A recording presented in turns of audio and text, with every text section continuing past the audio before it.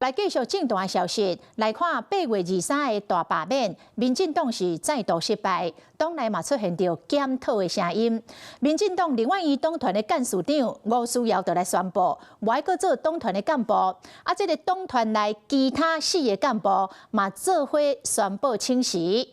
党团的总调郭建明讲，伊会甲因慰留。不过吴思瑶今仔日来回应，讲昨郭建明敲管阿通的电话给伊。伊都唔敢接。那我自己也常常自嘲啊，我是民进党团有史以来最苦命的阿信干事长。做请是党团的阿信，唔是无原因。民进党的立委吴思瑶那问情时表现专业，承接党团的干部后，更加定定徛伫第一线。严格伊说伫张一波无意见实质。当我看到行政团队积极来进行人事的改组，党务部门也补强了战力，社会当然也会期待看到民进党团的新气象。连任3会期的干事长吴思瑶讲，真正无简单。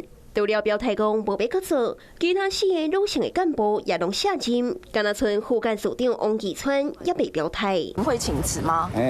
我先听一下左院长的报告。面对党内的请辞条，党团总调郭建明表态讲，总调的任期是1党，所以会做到明年。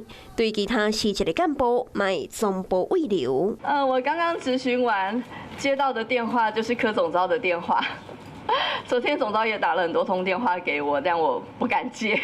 这个会期我的担任已经算是一个破例哦，更多比我资深、比我优秀的委员足以担任这个职务。立法院这边人事超未好势。另外一边，前总统蔡英文伫港这个下晡，马甲总统大清德、副总统萧美琴约好伫官舍见面，拍团结牌。跟赖总统碰面，我觉得相当好哈，就是说一来可以经验互相的分享，那二来本来其实我们党内的团结就很重要。局势正无稳定，要安怎重整队伍，也加做民进党目前的首要课题。